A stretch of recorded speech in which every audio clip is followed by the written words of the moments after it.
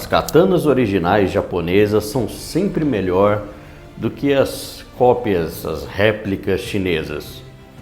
Ou será que não? Ou será que é o contrário? Bem, vamos ver sobre isso no vídeo de hoje.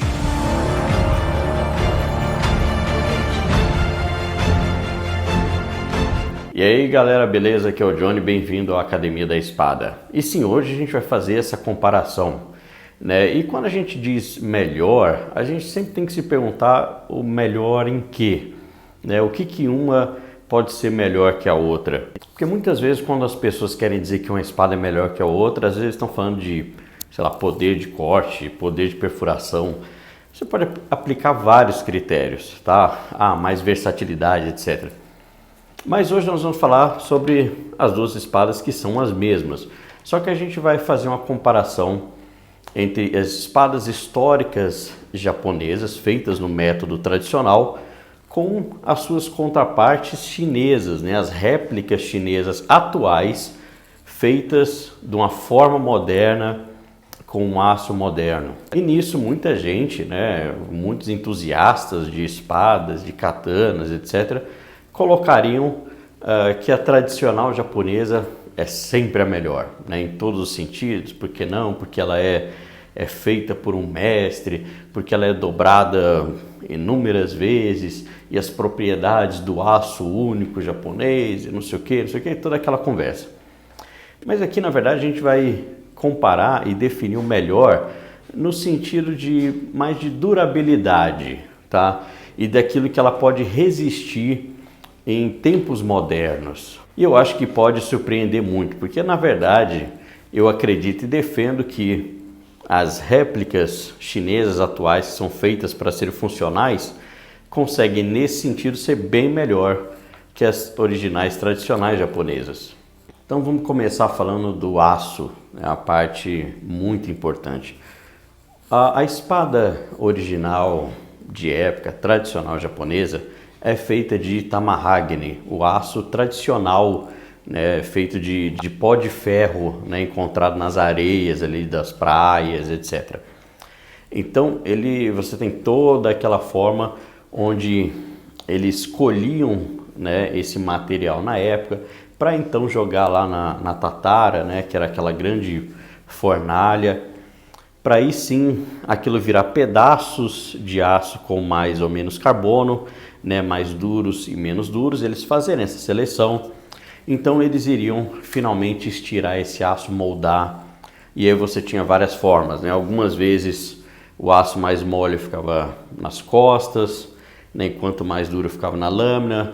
Você tinha às vezes um núcleo de ferro ou de um aço mais doce envolvido, né, por uma camada de aço duro, né? Então você tinha várias formas conforme isso era feito. E aí você tinha esse processo de dobra, né, de você dobrar o aço ali múltiplas vezes, né, geralmente 10, 11 vezes, porque aí sim você atinge ali as mais de 1000 camadas do aço, né? E aí você vai ter um aço com muita impureza, porque até pela forma que ele é colhido, né? E você tinha essa técnica que já era conhecida em muitos lugares há muito tempo, tá? Não é nada exclusivo dos japoneses, os romanos já faziam isso, os vikings faziam isso, os indianos, os chineses, etc. E você então fazia essa dobra e estirava para tentar espalhar ali as impurezas e deixar um aço com uma qualidade um pouco melhor, né? Claro que na dobra, nas batidas, você também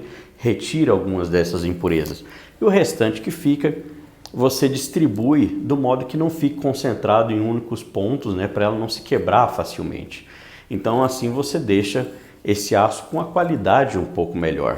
Agora, quando a gente vai comparar isso com uma lâmina de aço moderno, né, se a gente está falando de uma espada realmente feita de uma forma funcional, o aço moderno hoje ele geralmente já vem numa barra, num cilindro, o que quer que seja, já bem purificado. Hoje você consegue ter aços muito puros, tá? Numa qualidade assim realmente absurda. Então não há mais a necessidade de se utilizar a técnica de dobras. Às vezes algumas pessoas usam ou misturam dois aços, às vezes por umas questões estéticas, etc., né? De você deixar padrões na lâmina, mas não é uma coisa mais que é necessário. Então, hoje você já tem um aço bastante puro. E o aço, ele foi melhorando muito de qualidade ao longo dos séculos. Então, se você pega uma espada, um sabre do século XIX e compara, por exemplo, com uma espada medieval, sim, a espada medieval tinha uma qualidade muito boa, de aço também muito bom, porque a Europa tinha o minério de ferro bom, né, em quantidades boas, com menos impurezas, etc. Mas você vai ver que as espadas do século XIX têm aços muito melhores do que, por exemplo, as medievais.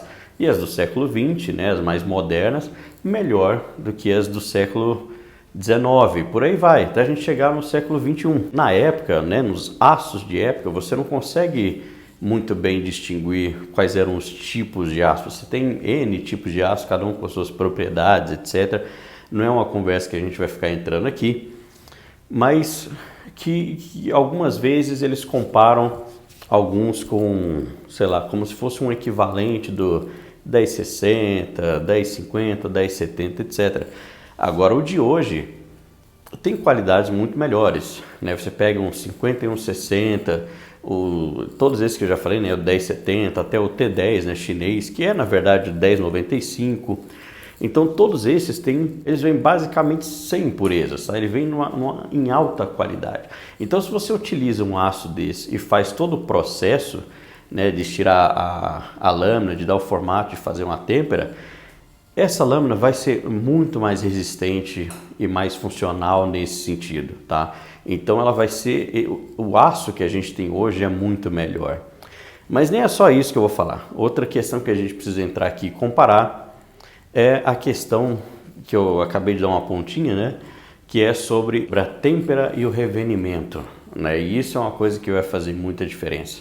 Porque assim, as técnicas que a gente tem modernas hoje, né? Os fornos, etc., para fazer justamente a têmpera e o revenimento, são muito melhores do que você tinha na época. Então hoje você consegue ter uma consistência de têmpera e de revenimento muito melhor do que você tinha. É claro que eles conseguiam também, né, fazer têmperas boas, mas você tinha vários casos onde você não teria têmpera e revenimento tão bom assim, tá? Então hoje você consegue fazer isso de uma forma mais constante, com mais certeza de que tudo está saindo muito bem. E aí vem a questão então da têmpera diferencial, né, do tratamento térmico diferencial contra o tratamento térmico integral, né, com efeito de mola. A gente sabe que a espada tradicional japonesa, feita no Japão, ela costuma ter então sempre esse tratamento diferencial, onde é colocada aquela questão da argila, né, para que as partes da lâmina resfriem em velocidades diferentes, né, e tudo. E aí você tenha um fio extremamente duro, né, ali às vezes na casa de 60 Rockwell, etc., ou para mais. E você tem a espinha, né, o resto aqui da lâmina com aço mais mole. Então dessa forma ela se tornaria resistente para cortar bem e teria ali uma certa maleabilidade para que ela não se quebre, né, tão facilmente. Então, se em caso alguma coisa der errado, sei lá, ela se entorta, mas não se quebraria. Já as réplicas atuais chinesas, e quando eu falo as réplicas atuais chinesas, eu estou falando de espadas de verdade, tá? As funcionais. Obviamente não estou falando lá das espadas decorativas de casa, que isso aí não entra nem na questão, tá? Mas então, as espadas funcionais, geralmente a maioria delas hoje, como por exemplo essa aqui, elas recebem uma têmpera integral, igual feito, por exemplo, igual sempre foi feito ali desde a Idade Média, né, na Europa, né, nos países ocidentais, etc. Então, essa é a têmpera integral, por igual nela inteira. Então, ela fornece características, né, para esse tipo de aço, né, de lâmina, de mola, onde ela se deforma, né, onde ela pode se curvar ali e volta a ser reta, né, volta para sua forma. Então, a resistência dela está nisso, que se ela acertar, se ela bater alguma coisa, ela vai ali vibrar, vai se deformar e vai voltar a ser reta. Então, nesse caso, quando a gente está falando desse tipo de resistência, eu vejo esse aço, né, o aço moderno e com a têmpera integral, como muito melhor, né, e mais resistente nesse sentido do que as espadas tradicionais japonesas. E aí isso tem uma causa, acaba que tem uma causa prática.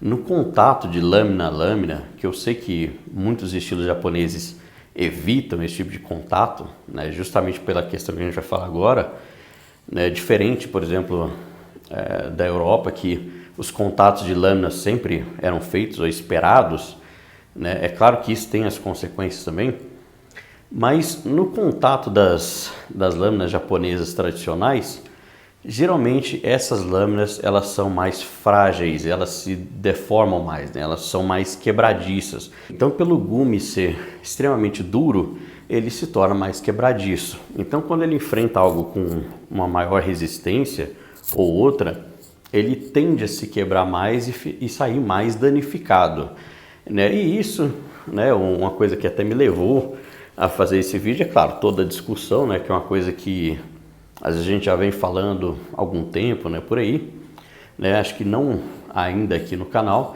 mas é uma coisa que sempre que pode eu comento e tudo, e aí junto também com alguns vídeos que o Chad, do Shadiverse, fez recentemente, né, nos últimos meses, no último ano, na verdade, onde ele fez vários vídeos comparando espadas japonesas de diferentes preços e feitas de diferentes formas, né? É claro que ele não vai pegar uma relíquia antiga japonesa para bater, para quebrar, né? Ou uma peça de coleção nem nada assim, mas ele conseguiu espadas feitas na China, mas feitas da forma tradicional, né? Porque já que você não pode comprar ou tirar do Japão espadas modernas feitas hoje lá com as técnicas antigas, né? Você tem muitas restrições de lei e tudo.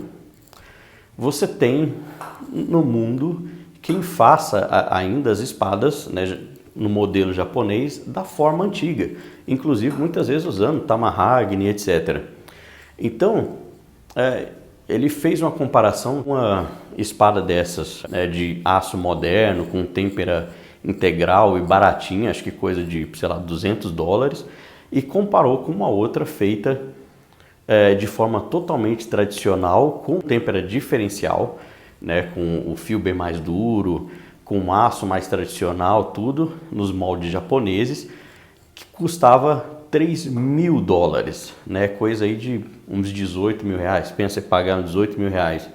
E a outra espada de $200, né? E ele colocou as duas à prova, fazendo os mesmos testes em cada, né, de resistência, de bater em coisas. E o resultado foi muito surpreendente, porque eles imaginavam que a espada de $3.000, né, é claro, eles já conhecem essa questão do aço, sabe disso, mas eles imaginavam durar mais. E ela foi muito afetada, né? Ela teve quebras aqui ao longo do fio grandes, né? Ela se deformou com a maior facilidade. Então a conclusão que a gente chega é que, é claro, se você quer uma peça mais histórica, aí claro, vale a pena você pedir uma de uma forma mais tradicional. Se você quer admirar a beleza do Ramon natural, né? Se você gosta de ter essa representação mais fiel à histórica e tudo. Mas se você quer uma para cortar coisas, para resistência, ou até para defesa, se é que isso caberia de alguma forma, talvez caiba, né? Teve aquele samurai de BH, né? Então, de repente, né? Uma feita com aço moderno, produzida na China, pode ser muito melhor, tá? Eu sei que geralmente a gente tem preconceito com coisas feitas na China, porque normalmente ou é cópia ou é de baixa qualidade, mas lá você acha essas espadas feitas de diferentes qualidades. Então você acha essas que são baratas, mas feitas com aço moderno, muito bom, com técnicas modernas, e você acha lá também essas espadas que são feitas de forma muito tradicional, né, com tudo mais tradicional possível, só que custando muito mais, né? E é claro que tem as porcarias decorativas e tal de, sei lá, $20, que só serve realmente para você pendurar na parede. Aí é claro, uma outra questão que eu não entrei aqui, mas que é comparável e que aí faz diferença na questão dos dois, seria o acabamento. Então a espada de US$ 3.000, né, ou a espada realmente japonesa e tradicional, ela costuma sim ter um acabamento de peças, né, de guarda, cabo, etc., muito melhor do que as chinesas mais baratas, mas que também está numa qualidade legal assim para ser utilizável, entendeu? Elas vão funcionar da mesma forma. Inclusive, muitas espadas chinesas de preços um pouco mais caros ou intermediários usam as mesmas peças, né, inclusive mesmo rabaque, mesmo as guardas, etc., que são usados nas espadas mais baratas de US$ 200, entendeu? Então, no final das contas, nem tem tanta diferença assim. O que vai definir muito é a questão do aço, da lâmina, né, a parte principal. Inclusive aqui no Brasil, né, tem samurai por aí e tal, que diz que faz espada e tal, e aí faz a lâmina, né, e importa todas essas peças, né, de guarda, de rabaque, cabo e tudo já pronto da China por um preço mais barato, dessas que vão em espadas de US$ 100, US$ 200, e aí cobra a partir de 20, 25 mil aí para os tontos que vão pagar, entendeu? Mas bem, é isso, o vídeo de hoje é isso, né, essa comparação, né, para a gente ver que nem tudo só porque é moderno ou feito na China vai ser porcaria, né? Na verdade, hoje, com as técnicas modernas, se você souber escolher e tudo, né, ver o aço e tudo mais, você consegue uma espada, né, barata, que tem uma qualidade muito melhor do que uma que era feito por um guerreiro da época, né, gastando muito mais tempo, com uma questão muito mais artesanal, né? E é claro, essas a gente muitas vezes diz que são feitas em fábrica, mas essas que são forjadas, elas são forjadas à mão, só é feito num processo de fábrica, tá? Então você tem um carinha que lá, vai lá, estira uma lâmina, passa, pega outra porção de aço, estira, faz a lâmina, passa, e aí você vai ter outras pessoas que vão trabalhando no resto dos processos dessa espada. Então, outros caras só para polir, outros caras só para montar, para amarrar o cabo, né? Então esse é um processo de fábrica, não é aquela coisa de que muita gente acha que, sei lá, chega uma chapa de aço, o laser corta lá e aí depois vem, sei lá, alguma coisa, amarra aqui o cabo, já cola tudo junto, tá? Não é assim que funciona, beleza? Talvez funcione assim para as espadas decorativas, não sei, mas para as espadas funcionais é um processo de fábrica sim, mas ainda é manual. Então ainda vale muito a pena você adquirir esse tipo de espada, se você quer uma espada funcional. Mas é isso aí, quero saber a opinião de vocês. Vocês comprariam uma espada moderna, provavelmente bem mais resistente, mais barata, ou prefeririam uma espada tradicional pela questão histórica, né, ou por outros motivos? Eu quero saber aí a opinião de vocês, deixa aí nos comentários, né? Não se esquece aí de curtir, comentar, compartilhar, se inscrever, o sininho, essa coisa toda que a gente já sabe, beleza? E a gente se vê então no próximo vídeo aqui no canal e falou!